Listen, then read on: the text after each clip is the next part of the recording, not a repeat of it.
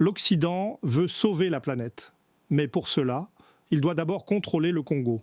Dans cette analyse, je vais vous montrer pourquoi la bataille silencieuse qui se joue actuellement en République démocratique du Congo n'est pas une simple dispute commerciale sur des licences minières, mais le symptôme d'une transformation géopolitique majeure où le contrôle des ressources stratégiques détermine qui dominera l'économie mondiale du XXIe siècle. Et pourquoi cette bataille révèle l'hypocrisie fondamentale de la transition énergétique occidentale. Depuis plusieurs mois, des tensions discrètes s'intensifient en RDC autour de l'accès aux mines de cobalt et de terres rares. Les médias occidentaux n'en parlent pas encore comme d'une crise. Il n'y a pas de coup de feu, pas de sanctions officielles, pas de déclarations diplomatiques ouvertes. Mais dans les coulisses, une guerre de position s'organise entre acteurs chinois et occidentaux pour sécuriser l'accès à des minerais dont dépend l'avenir énergétique de la planète. Le Congo possède plus de 60% des réserves mondiales de cobalt. Il détient également des quantités massives de coltan, de lithium, de cuivre et de terres rares. Ces minerais ne sont pas de simples ressources commerciales, ce sont les fondations physiques de la transition énergétique. Sans cobalt, pas de batterie pour voitures électriques. Sans terres rares, pas d'éoliennes, pas de panneaux solaires, pas de technologie verte. La transition énergétique, dont l'Occident fait sa priorité stratégique, dépend structurellement de ce qui se trouve sous le sol congolais et qui contrôle actuellement ces ressources, principalement la Chine. Depuis 20 ans, Pékin a systématiquement investi dans les infrastructures africaines, négocié des contrats miniers massifs, construit des ports et des routes pour extraire et exporter ces minerais. Aujourd'hui, les entreprises chinoises contrôlent entre 70% et 80% de la production mondiale de cobalt raffiné. Ce n'est pas un monopole absolu, mais c'est une domination structurelle qui place l'Occident dans une dépendance stratégique inacceptable. Car imaginons un scénario simple, une crise éclate entre les États-Unis et la Chine, Taïwan, mer de Chine, n'importe quel prétexte. Pékin décide de restreindre ses exportations de cobalt raffiné vers l'Occident. Immédiatement, la production de batteries s'effondre. Les constructeurs automobiles européens et américains ne peuvent plus fabriquer de véhicules électriques. Les gouvernements occidentaux qui ont mis toute leur stratégie climatique sur l'électrification se retrouvent paralysés. Leur transition énergétique s'arrête, non pas par manque de volonté politique, mais par manque de matières premières. Cette vulnérabilité stratégique est inacceptable pour Washington et Bruxelles. C'est pourquoi, depuis quelques années, les acteurs occidentaux tentent de reprendre pied en Afrique centrale. Nouvelles initiatives d'investissement, pression diplomatique sur les gouvernements africains pour renégocier les contrats chinois, financement de projets miniers concurrents, promesses de développement durable et de gouvernance transparente. Tout cela vise un seul objectif, briser la domination chinoise sur les chaînes d'approvisionnement des minerais stratégiques. Mais ce que les analyses conventionnelles ignorent, c'est que cette bataille n'est pas simplement économique ou géopolitique. Elle est également profondément hypocrite, car l'Occident présente sa transition énergétique comme un projet moral, sauver la planète, protéger les générations futures, réduire les émissions, mais cette morale s'arrête brutalement quand il s'agit de parler de l'extraction des minerais qui rendent cette transition possible. Les mines de cobalt en RDC sont souvent exploitées dans des conditions désastreuses. Travail des enfants, exposition aux produits toxiques, destruction environnementale massive, villages déplacés, rivières polluées, écosystèmes détruits. Les ONG internationales documentent ces abus depuis des années, mais ces rapports ne changent rien, car l'Occident a besoin de cobalt. Et ce besoin prime sur toutes les considérations éthiques. Pire encore, l'Occident reproche à la Chine ses pratiques extractives brutales en Afrique. Mais quand les entreprises occidentales obtiennent des licences minières, elles appliquent les mêmes méthodes. Elles externalisent l'extraction vers des sous-traitants locaux. Elles minimisent les coûts en réduisant les standards environnementaux. Elles négocient avec des gouvernements corrompus.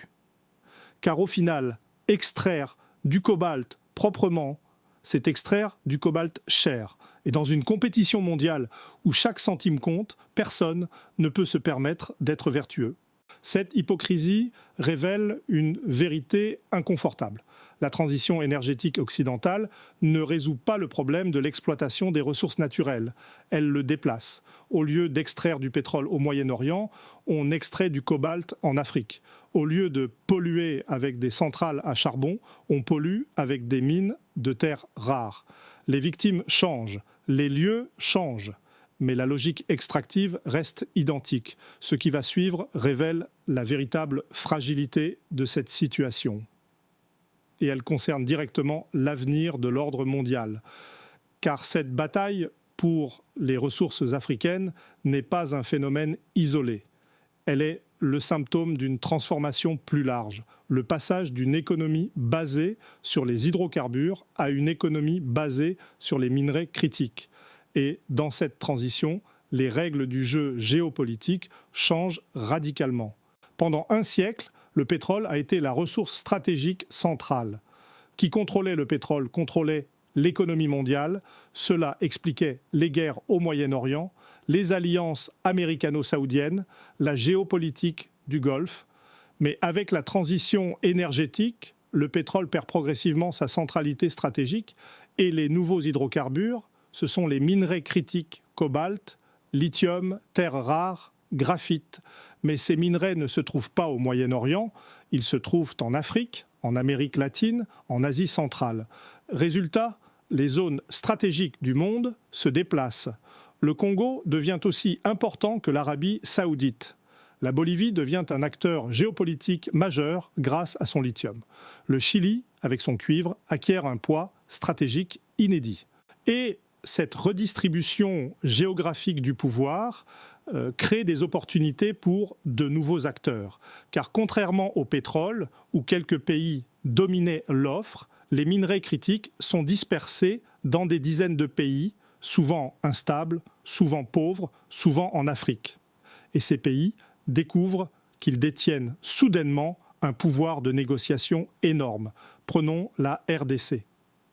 Pendant des décennies, elle a été perçue comme un État failli, ravagé par des guerres civiles, incapable de contrôler son territoire. Mais aujourd'hui, grâce à son cobalt, elle devient un acteur incontournable.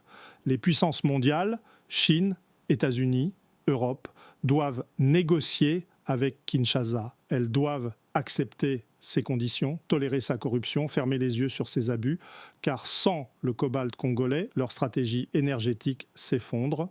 Cette inversion de pouvoir est fascinante. Pendant la guerre froide, les pays africains étaient des pions dans une compétition entre superpuissances. Aujourd'hui, ils deviennent des acteurs qui peuvent jouer les grandes puissances les unes contre les autres. La RDC peut menacer de révoquer les licences chinoises si Pékin ne paie pas assez. Elle peut menacer de nationaliser les mines occidentales si Washington ne fournit pas assez d'aide.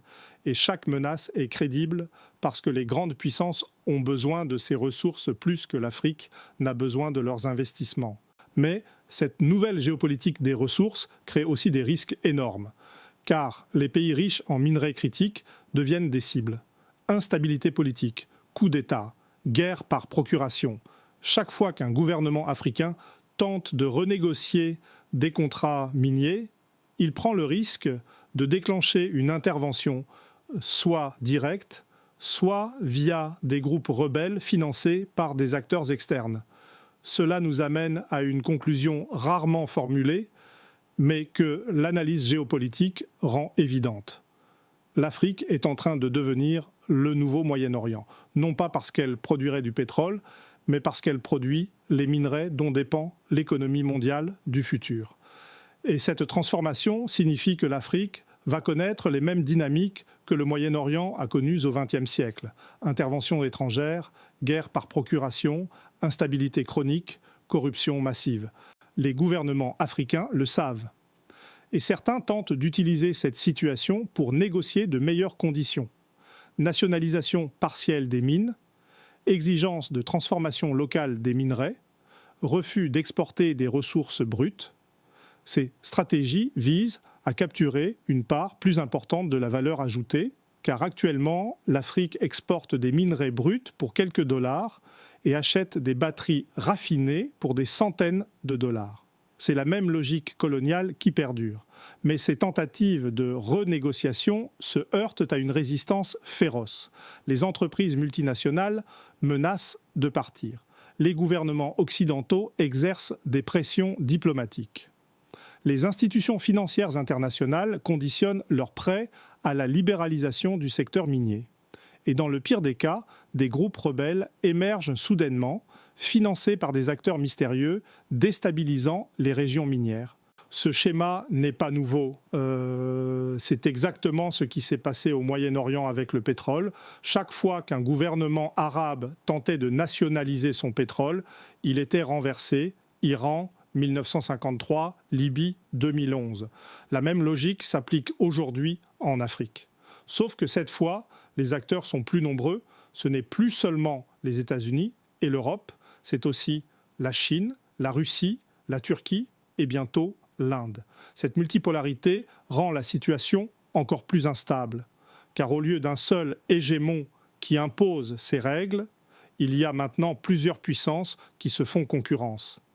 Et cette concurrence se traduit par des guerres par procuration, des financements de milices, des coups d'État, des assassinats politiques.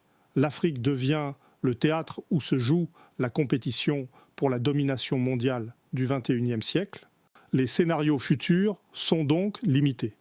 Le plus optimiste, les gouvernements africains parviennent à jouer habilement les grandes puissances les unes contre les autres, négocient des contrats plus équitables, développent une capacité locale de transformation des minerais et capturent une part significative de la valeur ajoutée. Dans ce scénario, l'Afrique bénéficie enfin de ses ressources naturelles. Le plus probable, l'Afrique reste piégée dans le même schéma extractif qui a prévalu depuis des siècles.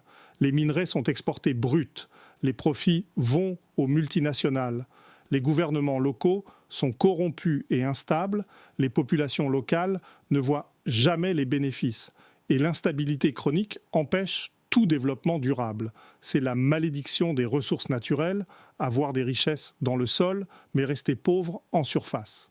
Le plus pessimiste, la compétition pour les minerais critiques déclenche des conflits ouverts, des guerres civiles financées par des puissances étrangères, des interventions militaires directes sous prétexte de protection des investissements, des génocides liés au contrôle des zones minières. Le Congo redevient ce qu'il était dans les années 1990, un champ de bataille où s'affrontent des milices financées par ceux qui veulent contrôler ses ressources. Et dans tous ces scénarios, une chose est certaine, l'Occident continuera de parler de transition énergétique verte, de sauvetage de la planète, de développement durable, tout en fermant les yeux sur les conditions d'extraction des minerais qui rendent cette transition possible. Car au final, la morale climatique s'arrête là où commencent les intérêts stratégiques. Cette hypocrisie n'est pas accidentelle, elle est structurelle. Car la transition énergétique occidentale repose sur une impossibilité fondamentale. Vouloir consommer massivement tout en prétendant être écologique. Les voitures électriques ne résolvent pas le problème de la surconsommation. Elles le déplacent. Au lieu de brûler du pétrole, on extrait du cobalt. Au lieu de polluer l'atmosphère, on pollue les sols et les rivières africaines. Les victimes changent, mais la logique extractive reste identique. Et cette logique ne peut pas être réformée, car elle est intrinsèque au modèle de croissance occidentale. Pour maintenir le niveau de vie des sociétés riches, il faut extraire toujours plus de ressources. Pour électrifier les transports, il faut des millions de tonnes de minerais. Pour développer les énergies renouvelables, il faut des quantités massives de métaux rares et toutes ces ressources doivent venir de quelque part. Elles viennent d'Afrique et elles continueront de venir d'Afrique. Peu importe le coût humain et environnemental. Cette analyse repose sur des données géologiques, économiques et géopolitiques vérifiables. Elle ne constitue ni une prophétie, ni un jugement moral, mais une lecture structurelle d'une transformation en cours. si cette interprétation vous dérange, c'est normal. Je vous invite à partager vos objections dans les commentaires, à confronter cette lecture avec d'autres analyses de la compétition pour les ressources africaines, à enrichir ce débat par vos observations sur la transition énergétique et ses contradictions. Dans une prochaine analyse, nous pourrons examiner comment d'autres régions, Amérique latine avec le lithium, Asie centrale avec les terres rares, deviennent également des zones de compétition géopolitique intense et pourquoi la transition énergétique ne résout pas le problème de la dépendance aux ressources, elle ne fait que le reformuler.